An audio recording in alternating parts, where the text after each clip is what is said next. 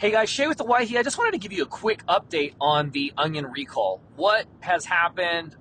If you haven't heard about it, a few of the details to try and clarify the situation and shed a little bit of light on it as an onion shipper. So, as of this week, there are approximately 500 cases in Canada and the United States of Salmonella Newhouse.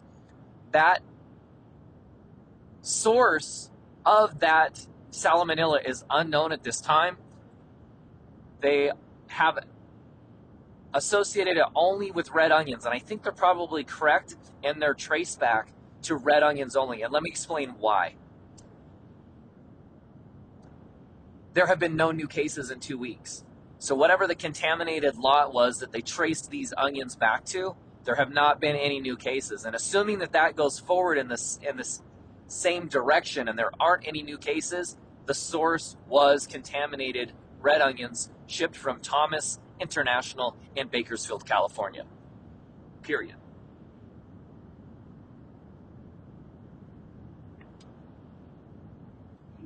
Obviously, the industry is going to react to try and investigate, understand, and prevent this from recurring again in the future. This was the first time ever in living memory, I believe, but I know in at least 50 years that dry bulb onions have been part of a recall. The industry thought, because of the acidity or the pH in the onions, has been that onions were very, very safe when it comes to recalls. In fact, there's university studies from from Oregon State University that have E. coli applied directly to the onions, and within just a couple of days, even on the exterior of the onions, that E. coli was non-viable, dead, as far as being able to make people sick.